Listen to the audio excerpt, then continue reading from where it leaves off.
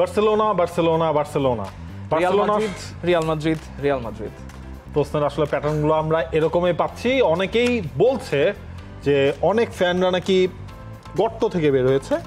হ্যাঁ, মানে এতদিনের যত কষ্ট, কিছু না বলতে পারা, হঠাৎ তাদের মধ্যে বলার সেই সুযোগটা হচ্ছে। এগুলো আসলে আমাদের কথা না, প্যারেড টাইমেরও কথা না, এগুলো আপনাদের এই কথা। বিভিন্ন প্রশ্ন, গণপ্রশ্ন আছে কিছু, সেটার গণপ্রশ্নে যাই আগে তাদের অনেকটা অভিযোগ আছে যে আপনারা বলেন যে আমরা লা লিগা দিয়ে কেন অ্যাট টাইম শুরু করি, কেন প্রিমিয়ার লিগ দিয়ে শুরু করি না। ভাই, আপনারাই রিয়াল মাদ্রিদ, আপনারাই বার্সেলোনা, লা লিগা নিয়ে ভরায় ফেলছেন, আমরা কোথায় যাব বলেন? মানে আপনারাই চান, তাই আমরাও বার্সেলোনা, আপনারাই যেটা শুনতে চান সেটাই আসলে আমরা প্রায়োরিটি দিই। নাবিল খান, শুরু করেন। লা লিগা, লা লিগাই তো। লা লিগা প্রথমটা শুরু করি। সালমান সিদ্দিকী শিহাব, ভাই প্রেমিকা ছেকা দিয়ে চলে গেলেও এত কষ্ট হয় না বার্সেলোনা একটি ম্যাচ হারলে যে কষ্ট হয়। তাহলে তো আমার মনে হয় আপনি এই সিজনটা মনে হয় এখন পর্যন্ত কোনো কষ্ট পান নাই। মানে আপনার কোনো প্রেমিকা ছেকা দেওয়ার মতো কষ্ট বার্সেলোনা আপনাকে উপহার দিতে পারে নাই। You are so lucky. এখন দেখা যাক, আপনি হয়তো চাইবেন লেভারকুজেনের মতো যদি এটা নাই খাওয়া লাগে এই সিজনে, খুব ভালো হয়। প্রেমের তো অনেক ফেজ থাকে, মানে যারা এক্সপিরিয়েন্স তারা ভালো বুঝতে পারবেন বা ভালো রিলেট করতে পারবেন যে প্রথমে একটা আশা, তারপর সবকিছু মিলে গেল, খুব প্রথম কয়েকদিন খুব ভালো, মানে ফুলঝুরির মতো খুব ভালো যাবে, তারপর হচ্ছে বাস্তবতা, ধরেন ইনজুরির মতো করে বিভিন্ন সমস্যা আসবে। সব যখন ইনজুরিতে পড়া শুরু হবে, আল্লাহ না করুক ইনজুরিতে পড়াটা ডেফিনেটলি ভালো কোনো ব্যাপার না, তবে যখন রিয়ালিটি হিট করবে, মানে ইনজুরির মতো ধরেন রিয়ালিটি যখন হিট করবে তখন সেটা তো বার্সেলোনার মানুষজন এই কয়েক বছর অনেক সহ্য করেছেন, অনেক ছ্যাঁকা খেয়েছেন।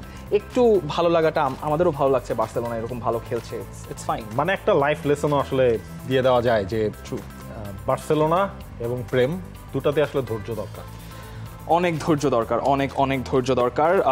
তবে বার্সেলোনা যেহেতু ভালো করছে সেই জন্য বার্সেলোনা নিয়েও এখন সবাই বলছেন যে বার্সেলোনাকে কেউ থামাতে পারবে কি না।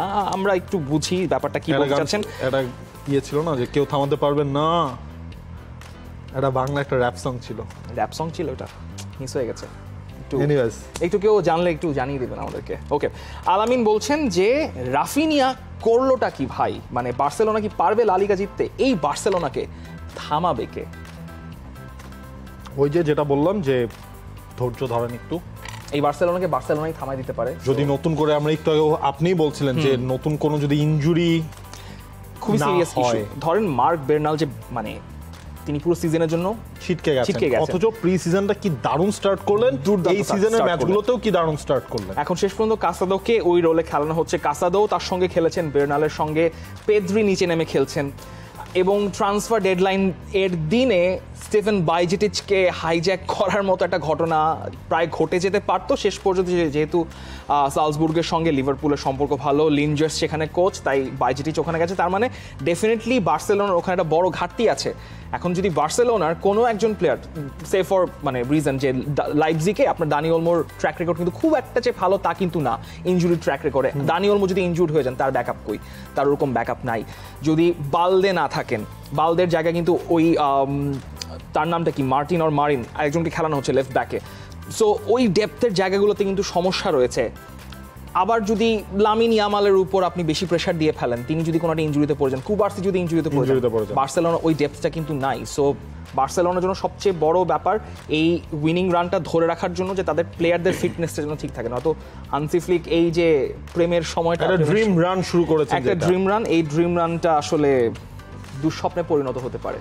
মুজাহিদুল ইসলাম তিনি প্রশ্ন করেছেন, আসছে এল ক্লাসিকোতে কে জিতবে, আপনাদের দুইজনের মতামত জানতে চাই। আচ্ছা, এখন পর্যন্ত ফর্ম বা যেইভাবে দুটা দল লা লিগা স্টার্ট করেছে, বার্সেলোনা ভাই, বার্সেলোনাকে জিতায় দিচ্ছেন আপনি। লা লিগা তো হচ্ছে আপনার অক্টোবর মাসে, মানে অক্টোবরে ইন্টারন্যাশনাল ব্রেক, যদি একটা লম্বা প্রায় মাসখানেকের ওপরে সময়, এরপর আবার শুরুও হয়ে যাবে, চ্যাম্পিয়ন্স লিগ চলবে। বাট আমার মনে হয়, আমি বলছি এখনকার যে ফর্ম, আমি ওই দিনও একটা কম্প্যারিজনের সময় আমি ওই জিনিসটা বলছিলাম যে আমি সবকিছু এখনকার ফর্ম দিয়ে ইয়ে করি। এখনকার যে ফর্ম হলো অবশ্যই রিয়াল মাদ্রিদের বার্সেলোনার থেকে 100টা বেশি পয়েন্ট আপনি খুঁজে বের করতে পারবেন, 3টা ম্যাচে তাদের কোথায় কোথায় কি হয়েছে। আমাদের তো প্রেডিকশন সবসময় ভুল হয়ে আসে, মানুষজন এটা। আমার প্রেডিকশন বার্সেলোনা, আপনার? আমার প্রেডিকশন এখনো রিয়াল মাদ্রিদ।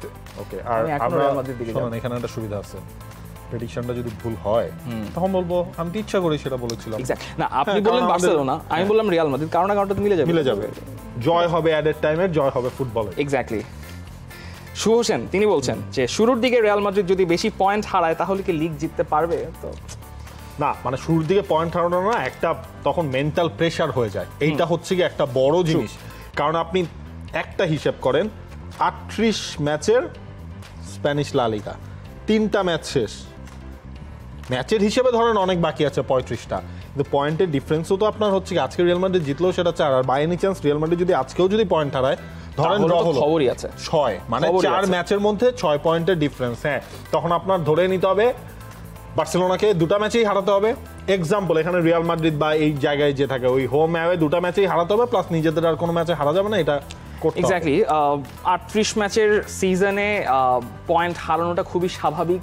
আমরা দেখেছি আর্সেনাল একটা লম্বা সময় ধরে রেসে লিড করেছে, কিন্তু ওই আপনার 2 সিজন আগে তারা প্রথমে কার কাছে হারলো? প্রথমে হারলো হচ্ছে ম্যান সিটির সাথে। তো ম্যাচ হেরেছিলই, মাঝখানে 2-1 ম্যাচ ড্র করেছিল, সেই ড্রগুলো সেই ম্যান সিটির কাছে হার মিলে ব্রাইটনের কাছে হারলো, সব মিলে আর্সেনাল ছিটকে গেল লাস্ট সিজনে অ্যাস্টন ভিলার কাছে 2 ম্যাচে। সো মানে আপনি প্রথমে লিড নিয়েছেন, মানে তার মানে এই না যে আপনি সেই লিড ধরে 4 ম্যাচ টানা জেতার পর ওই লিড ধরেই আপনি সামনে এগোতে পারবেন। আপনার সামনে অনেক হোঁচট আসবে। রিয়াল মাদ্রিদ যেরকম হোঁচট খেয়েছে তারা উঠে দাঁড়াতে পারবে। রিয়াল মাদ্রিদের একটাই বড় ফ্যাক্ট, সেটা হচ্ছে তাদের স্কোয়াড বেটার দেন বার্সেলোনা। কারণ রিয়াল মাদ্রিদের ব্যাকলাইন ছাড়া, শুধুমাত্র ব্যাকলাইনটা ছাড়া বাকি সব কিছু সেক্টরেই তাদের ওই ডেপথটা আছে, লাইক ফর লাইক, মানে কোয়ালিটির দিক থেকে ডেফিনেটলি। সো রিয়াল মাদ্রিদ বার্সেলোনার চ্যালেঞ্জ কাছাকাছি হবে। আর কাছাকাছি মানে সবসময় হচ্ছে কোচরা একটা কথা বলেন না, যে লিগ হচ্ছে আসলে লম্বা রেসের ঘোড়া, মানে যারা ওইটা কন্টিনিউ করতে পারবে আলটিমেটলি। মানে আপনি ভালো স্টার্ট করলেন, ওই যে আর্সেনালের এক্সাম্পল, ভালো স্টার্ট করে পরেও ড্রপ করা আপনার পক্ষে পসিবল।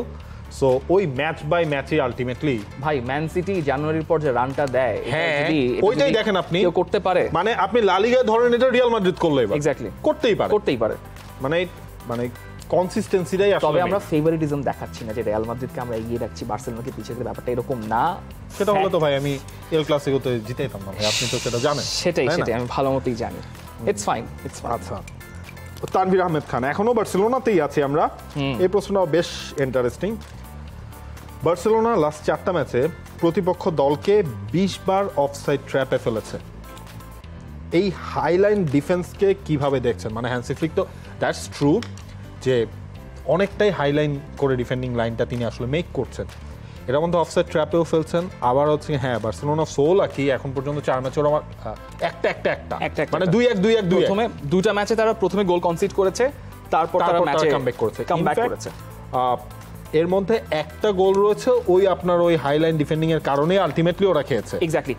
হাইলাইন ডিফেন্ডিং এর সবচেয়ে বড় রিস্ক অ্যান্ড রিওয়ার্ড ফ্যাক্টরটা হচ্ছে আপনি যদি প্রপারলি প্রেস করতে পারেন, আপনি যদি বলের পাসিং অ্যাঙ্গেলগুলো ব্লক করতে পারেন, তাহলে আপনি সেখান থেকে মাস্ট রিওয়ার্ড পাবেন। কিন্তু সমস্যাটা হচ্ছে ওখানে যে আপনার হান্সি ফ্লিক যেই ধরনের স্টাইলে খেলাচ্ছেন আপাতত, এই ফ্লিক বলে আপনার 2 উইঙ্গার এবং সেই সঙ্গে আপনার অ্যাটাকিং নাম্বার 10কে অনেক বেশি ইন্ডাস্ট্রিয়াস ভূমিকায় থাকতে হবে। আপনি লেভানডফস্কির কাছ থেকে সেই প্রেসিংটা আপনি এক্সপেক্ট করতে পারেন না। তিনি যেটা করতে পারেন যে একদম ফার্স্ট লাইন প্রেসিং, যে তিনি একজন সেন্টার ব্যাককে প্রেস করে হচ্ছে তার ওই ডিরেকশনটা চেঞ্জ হলো, বলটা অন্যদিকে সার্কুলেট করা শুরু করলো, তখন ফুল ব্যাকদের অপোজিশন ফুল ব্যাক যেন তার পরবর্তী ফেজে অন্য কোনো মিডফিল্ডারকে বল যেন পাস না করতে পারেন, সেখানেই আসলে ওই প্রেসিং ট্রিগারগুলো খুবই ইম্পর্টেন্টলি সেগুলোকে এক্সিকিউট করতে হয়। সেটা যদি উইঙ্গাররা না করতে পারেন বা তাদের যদি ওই প্রেসিং ইন্টেন্সিটি না থাকে, তাইলে ওই হাইলাইন ডিফেন্সের কোনো লাভ নাই। সেটা কিন্তু মানে আলটিমেটলি পরে কাজ করবে না। বার্সেলোনা কিন্তু প্রথম ম্যাচে এবং থার্ড ম্যাচেও কিন্তু সে কারণেই আসলে ভুগেছে, কারণ তারা ওই যে কোঅর্ডিনেশনগুলো ঠিকঠাক মতো হচ্ছিল না। কিন্তু so far so good. High line ডিফেন্ডিংয়ের এটা নেচারের মতো চলে আসে। এখন যদি আপনার এই পেয়ারটা যদি ঠিক থাকে, মার্টিনেজ কুবার্সি যদি ঠিকঠাক মতো করতে পারেন, বালদে আর এদিকে কুন্দে যদি থাকেন, ভালো বেটার। বার্সেলোনা থেকে এবার একটু না, বার্সেলোনা থেকে সরছি না খুব একটা, মানে চ্যাম্পিয়ন্স লিগের দিকে আসছি, যেখানে রিয়াল মাদ্রিদ বার্সেলোনা দুটোই আছে। এইচকে রানা অফিসিয়াল বলছেন যে ইউসিএল এর ফরম্যাট দেখে মনে হচ্ছে পাপা পেরেজের সুপার লিগের ক্লোন ভার্সন। আপনারা কি মনে করেন? এটা তো অনেকে তো বলছে যে সুপার লিগকে টেক্কা দেওয়ার জন্যই হচ্ছে গিয়ে চ্যাম্পিয়ন্স লিগ এই ফরম্যাটটা বেছে নিয়েছে। আপনি আমাকে বলেন চ্যাম্পিয়ন্স লিগের ফরম্যাট সম্পর্কে আপনার কি মন্তব্য? বেশি মানে প্রচুর ম্যাচ হচ্ছে, ঠিক আছে, মানে এই জিনিসটাকে এটা ধরেন অ্যাডপ্ট করতেও আমাদের কিছুদিন সময় লাগবে, কারণ এই লাস্ট যে ফরম্যাটটা ছিল এটা তো লম্বা সময় ধরে আসলে আমরা এই ফরম্যাটটাই দেখে অভ্যস্ত, হোম অ্যান্ড অ্যাওয়ে গ্রুপ স্টেজে, এরপর নকআউট স্টেজ থেকে হোম অ্যান্ড অ্যাওয়ে, ফাইনালটা বাদ দিয়ে এখন তো ম্যাচের সংখ্যা আসলে অনেক বাড়ছে। বা ধরেন হচ্ছে ওই জিনিসটা হয় না যে আইসো আমার মাঠে দেখায় দিব, ওই জিনিসটা কি এখন হবে না। আমি আজকে আপনার মাঠে খেলবো, কালকে আমি অন্যজনের মাঠে খেলবো না, একজনের মাঠে এসে আমি মানে হই হল্লা মাচায় চলে গেলাম, আমার কিছুই হবে। হ্যাঁ, মানে ওই প্রতিশোধ নিব ওর মাঠে যেয়ে খেলা, ওইটা হবে না। আমার মনে হয় এটার সাথে অ্যাডপ্ট করতে একটু সময় লাগবে।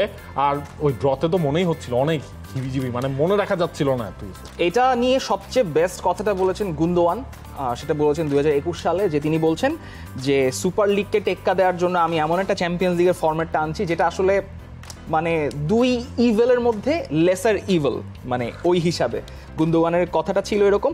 আমার কাছে ব্যক্তিগতভাবে ফরম্যাটটা ইন্টারেস্টিং। সমস্যাটা আমার একটাই, যে প্লেয়াররা অনেক বেশি ইনজুরি প্রবণতায় থাকবেন, তাদের উপর অনেক চাপ পড়বে, আমাদের উপর অনেক চাপ পড়বে। সেটা ছাড়াও এই ফরম্যাটটা আসলে ওয়ার্কআউট করার জন্য 3-4 বছর সময় দিতে হবে, তারপর বোঝা যাবে। পাপা পেরেজের কথা বা ফ্লোরেন্তিনো পেরেজের কথা, ব্যাপারটা আমার কাছে এটা মজা লাগছে যে আপনি ওই ভিডিওটা দেখছেন না, 4.5 মিনিটের একটা, ওই জলাতান ইব্রাহিমোভিচকে একটা ধরায় দিল।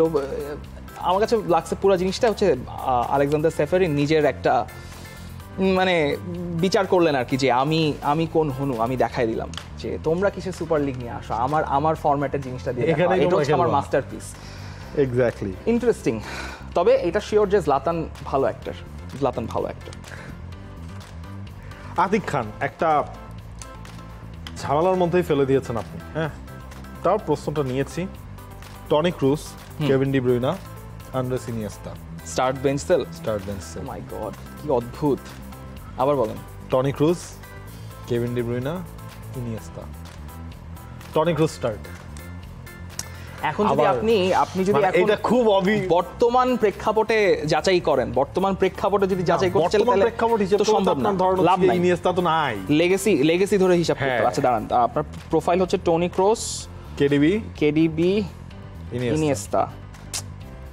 It's very tough. মানে আমি একটা জায়গা নিয়ে আমার কোনো সন্দেহ নাই, কিন্তু টনি ক্রুজ আর ইনিয়েস্তার মধ্যে আমার ঝামেলা। তিনজন তো তিন স্টাইলের, রোল ডিফারেন্ট, একভাবে তো আপনি মেলাতে পারবেন না। টনি ক্রুজ মানে যেই রোলে খেলেন, বেসিক্যালি আপনি এই তিনজনকে দিয়ে একটা মিডফিল্ড ট্রায়ও বানাইতে পারবেন ইজিলি। টনি ক্রুজ পেছনে, ইনিয়েস্তা হচ্ছে ডান সাইডে, কেডিবি হচ্ছে বাম সাইডে। হ্যাঁ, এরকম একটা বানাতে পারবেন, কিন্তু স্টার্ট। আচ্ছা, আপনারটা বলেন।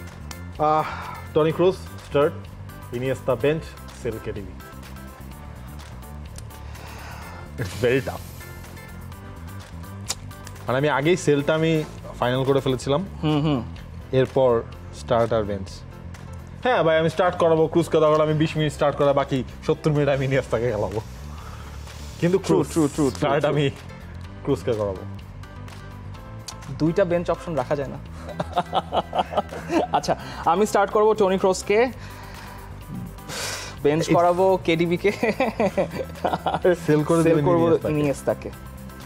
কারণ ইনিয়েস্তার রোলের ব্যাপারটাকে আপনি কেডিবির প্রাইম কেডিবি দিয়ে আপনি হয়তো রিপ্লেস করতে পারবেন। টনি ক্রুজের রোলটা ইরিপ্লেসেবল, এই দুজনের থেকে ইরিপ্লেসেবল। সো না, প্লিজ মানে আমাকে ক্ষমা করবেন ইনিয়েস্তাকে সেল করে দেওয়ার জন্য, কিন্তু মানে আই এম রিয়েলি সরি। ওকে, একটু চ্যাম্পিয়ন্স লিগে থাকি। আব্দুল্লাহ আল নোমান 7669 বলছেন যে চ্যাম্পিয়ন্স লিগ ড্রতে পট 1 পট 2 কিভাবে নির্ধারণ করা হয়েছে? চ্যাম্পিয়ন্স লিগে মানে লেভারকুজেন চ্যাম্পিয়ন মানে তার বুন্দেসলিগা জিতেছে, অথচ তারা পট 2-তে ছিল, অন্যদিকে লাইপজিগ পট 1-এ কিসের ভিত্তিতে? আচ্ছা, এটার সিস্টেমটা হচ্ছে, এবার যেহেতু সিস্টেম পাল্টে গেছে, এখন এই পট 1, 2, 3, 4 এর ভার্সনটা, আগে যারা চ্যাম্পিয়ন হতো তারা যে পট 1-এ থাকবে, ব্যাপারটা এরকম না। 2023 এবং 24 সালে ইউএফার ক্লাব কোএফিসিয়েন্ট র্যাঙ্কিংয়ে যারা 1 থেকে 10 বা ওই 1 থেকে 9 মধ্যে ছিল, তারাই শুধুমাত্র পট 1-এ জায়গা পেয়েছে। এবং পট 1-এর মধ্যে যদি কোনো বাইরের দল থাকে, যেমন ভিয়ারিয়াল ছিল বা চেলসি ছিল, যেহেতু তারা ইউরোপে কোয়ালিফাই করতে পারেনি, তাদের জায়গাটা ফাঁকা হয়ে গেছে, সো ওখানে বার্সেলোনা ঢুকে গেছে। লেভারকুজেন ছিল 10 নম্বরে, লেভারকুজেন চলে গেছে পট 2-তে। সো এইভাবে হচ্ছে সাধারণত এখন থেকে এইরকম কোএফিসিয়েন্ট র্যাঙ্কিংয়ের ভিত্তিতে পট নির্ধারণ করা হবে। ওই চ্যাম্পিয়ন হলে, যেমন আতালান্তা চ্যাম্পিয়ন হয়েছে ইউরোপা লিগে, আতালান্তা কিন্তু পট 1-এ ছিল না, তারা ছিল হচ্ছে পট 2-তে। এই সিস্টেমে নির্ধারণ করা, আপনারা নিজেরাও পটগুলো দেখে নিতে, মানে আপনারা নিজেরাও কোএফিসিয়েন্টগুলো দেখে নিতে পারবেন। ইউএফএর ওয়েবসাইটে কোএফিসিয়েন্ট লিখে সার্চ দিলে ওই 2023-24, 25 মানে 24-25 টাও পাওয়া যায়, 23-24 টাও আপনারা দেখে নিতে পারবেন। এই হচ্ছে হিসাব।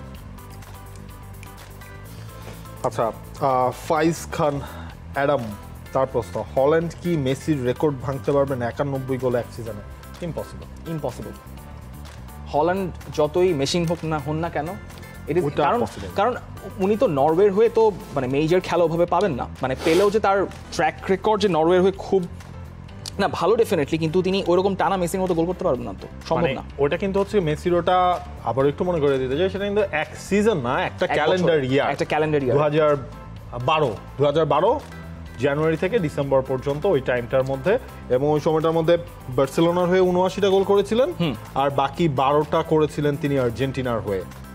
সো ওইটা ইম্পসিবল ভাই, ওইটা আর কেউ আসলে আমার মনে হয় না, এটা এইভাবে বলাও ঠিক না, বাট করতে পারবে না হয়তো। সব রেকর্ড ভাঙে একদিন না একদিন, সব রেকর্ড ভাঙে, লেভারকুজেনও হেরে যায়, আর্জেন্টিনাও ওয়ার্ল্ড কাপ জিতে যায়, কিন্তু এই রেকর্ড হচ্ছে এমন একটা জায়গার রেকর্ড, এটা ভাঙতে অনেক দিন, হয়তো আমরা বেঁচে থাকবো না, অবিশ্বাস্য। এটা অসম্ভব, মানে near impossible record to break. Okay, আচ্ছা আমি আপনাকে একটা প্রশ্ন করি, এটা বলেন যে এই যে ডেডলাইন দিনে যে সাইনিংগুলো হলো, আপনার কাছে সবচেয়ে আন্ডার রেটেড সাইনিং কোনটা লাগছে?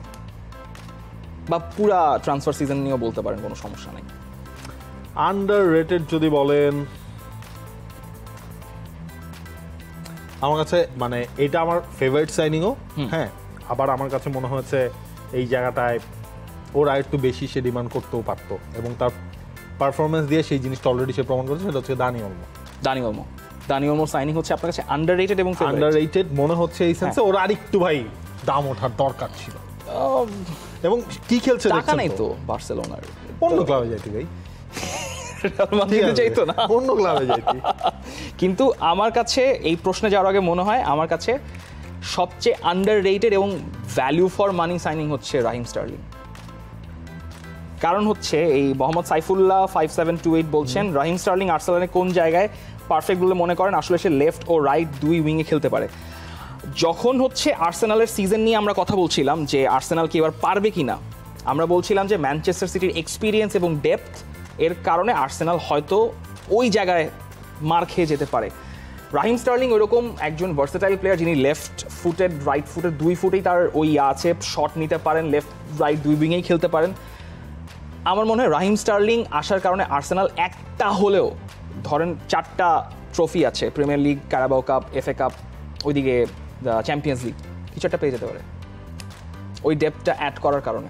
আর এক্সপেরিয়েন্স আছে, তাই না, প্রুভেন প্লেয়ার। মানে আর্তেতা যখন যে অ্যাসিস্ট্যান্ট কোচ ছিলেন তখন তো রাহিম স্টার্লিং তার ফর্মে পিকে ছিলেন, একদম পিকে ছিলেন তখন।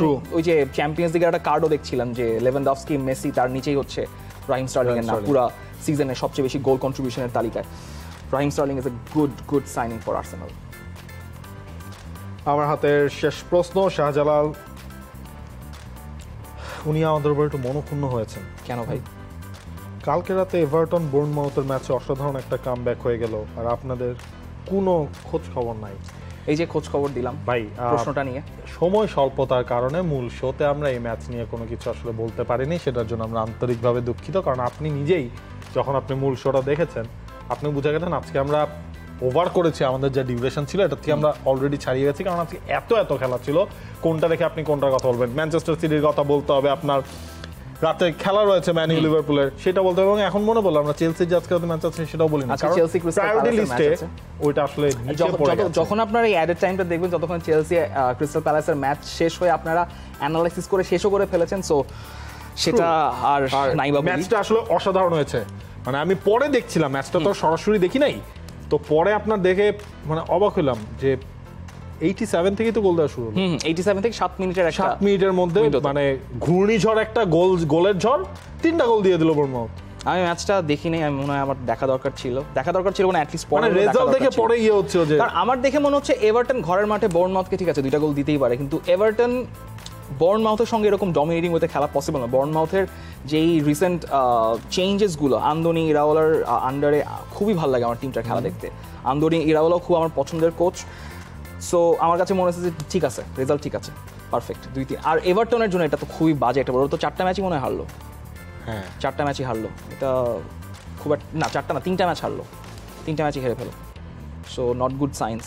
তবে এই যে আমরা যে অ্যাডেড টাইমে এক্সট্রা জিনিসপত্র নিয়ে কথা বলতে পারি, আমরাও এক্সপেক্ট করি আপনারা একটু রিয়াল মাদ্রিদ বার্সেলোনার বাইরে অন্য প্রশ্নগুলো আসলে আপনারা করেন না, হলে এডেড টাইমে আসলে রিয়াল বার্সার চাপে পড়ে যায়। কারণ সেরিয়ায় কালকে মনে হয় এই বছরের সবচেয়ে দুর্দান্ত লেভেলের মজার ম্যাচ হয়েছে। মানে লুকাকু তো গোল করছে কিন্তু মানে পুরো জিনিসটা আমি গোলকিপার চেঞ্জ, হ্যাঁ বলেন। এই জায়ন সুজুকি যেই গোলকিপার আসছেন, জাপানের গোলকিপার পারমাতে, আমার খুবই ভালো লাগছে এই গোলকিপারকে। 3টা ম্যাচই দেখছি। তিনি ম্যানচেস্টার ইউনাইটেডের ট্রান্সফার তিনি রিজেক্ট করছিলেন 1 বছর আগে। ম্যানচেস্টার ইউনাইটেড তাকে নেয়ার করছিল, তিনি রিজেক্ট করছেন। তারপর পারমাতে খেলছেন, 2 ম্যাচে দুর্দান্ত গোলকিপিং করেছেন। ওই 78 মিনিটে তিনি বক্স থেকে বের হয়ে এসে দাভিদ নেরেসকে চার্জ করলেন। গ্যাঞ্জামটা হচ্ছে তাকে সেকেন্ড ইয়েলো কার্ড দেখানো হলো। সেকেন্ড ইয়েলো কার্ড দেখানোর সময় কমেন্টেটর বলছে তাকে ফার্স্ট ইয়েলো কার্ড কখন দেখানো হলো সেটা কেউই জানে না, এবং খেলোয়াড় ওখানে প্রোটেস্ট করছে যে তাকে রেড কার্ড দেখাও, রেড কার্ড দেখালে তো অ্যাটলিস্ট মানে রিভিউ হতে পারে। সেটা আর হলো না। তারপর হচ্ছে একজন আউটফিল্ড প্লেয়ার নামলেন, আউটফিল্ড প্লেয়ার হচ্ছে গোলকিপার রোলে গেলেন, কারণ সাবস্টিটিউট সব ইউজ করা হয়ে গেছে। একটা পেনাল্টিও পেলো নাপোলি, একটা পেনাল্টি পেলো। পরে দেখা গেল যে সিমিওনে ওটা সিমিউলেট করেছেন, মানে ডাইভ দিয়েছেন, ওই পেনাল্টি বাদ হয়ে গেল। তারপর হচ্ছে 2 মিনিট পর লুকাকু নামলেন হচ্ছে কত 85 মিনিটের সময় লুকাকু নেমেছেন, লুকাকু গোল দিলেন। 5 মিনিট পর হচ্ছে আঙ্গিসা গোল দিলেন। মানে ওইদিকে নাপোলি মানে দিয়েগো আর্মান্দো মারাদোনা স্টেডিয়ামের এনভায়রনমেন্টটা দেখার মতো, কারণ সবাই কনস্ট্যান্টলি বু করে যাচ্ছে। তারপর হচ্ছে যখন 2টা গোল দিল তখন বলছে, মানে ভক্তরা চ্যান্ট করছেন যে যারা লাফাবে না তারা ইউভেন্টাস ফ্যান। পুরা স্টেডিয়াম তখন লাফাচ্ছে। এন্ড আন্তোনিও কন্তের চেহারা দেখার মতো ছিল, ভদ্রলোক যে কিন্তু ওই যাকে বদলি হিসেবে গোলকিপার পরে করতে বাধ্য হয়েছে, ওর চেহারাটা দেখেন আমার অনেক খুবই মায়া লাগছে, খুবই মায়া লাগছে। বেচারা মানে মনেই করেছিল যে ম্যাচটা মনে বের হয়ে গেছে শেষ পর্যন্ত, কিন্তু কাজটা হলো না শেষ পর্যন্ত। ওকে, শেষ প্রশ্ন। Dream League Soccer with Tarek বলছেন যে গোল খরা কি লাউতারোকে ব্যালন রেস থেকে খানিকটা পিছিয়ে দিল কিনা? ভাই, ব্যালন ডিওরের উইন্ডোটা শেষ হয়ে গেছে গত বছরের। ব্যালন ডিওরের উইন্ডো শুরু হয় আগস্টের 1 তারিখ থেকে, সেটা শেষ হয় জুলাইয়ের 31 তারিখে প্রত্যেক উইন্ডোতে। সো লাউতারো যা গোল করার করে ফেলেছেন। আমরা কি আবার ওই ডিবেটে ঢুকবো নাকি? আর অনেকেই ভাই, এই যে অনেকেই একটা কথা বলে দেই, নেক্সট সিজনের ব্যালন ডিওরের জন্য ওনারা জানতে চাচ্ছেন। আগে এই সিজন মানে গেল সিজনটা নামটা প্রকাশ করতে দেন, এক্স্যাক্টলি, এরপর হচ্ছে কি আমরা ওটা নিয়ে কথা বলি। তবে আপনারা আপনাদের প্রেডিকশন জানাতেই পারেন কাকে আপনারা এখন এগিয়ে রাখছেন, দিতে তো ক্ষতি নাই। এখন আচ্ছা, আপনি ভিনিসিয়াস মানে কোনো সন্দেহ নাই। গত বছরটা আপনি বললেন, আমি কি এই বছরটা মানে কেন গত বছর বললে ভাই ভিনিসিয়াস ট্রু, হ্যাঁ ভিনিসিয়াসই মানে যেটা দেখিনি এখন সেটা নিয়ে কেমনে মন্তব্য করব? যা দেখেছেন মনে করেন এখনই হচ্ছে আপনাকে করতে হবে, যা দেখেছেন এই সিজনের শুরু থেকে এই পর্যন্ত 3 রাউন্ড 4 রাউন্ড, কোন জায়গায় জার্মানিতে সেকেন্ড রাউন্ড চলছে, তাহলে ব্যালন ডিওর লামিন ইয়ামাল। একমত, লামিন ইয়ামালকে দিয়ে দিলাম আমরা। বাচ্চা ছেলে, পাক একটা ব্যালন ডিওর। ধন্যবাদ সবাইকে। For more updates, subscribe to our YouTube channel and click on the bell icon. Follow us on Facebook and Instagram. Download T-Sports app to enjoy exciting games and highlights. Visit tsports.com.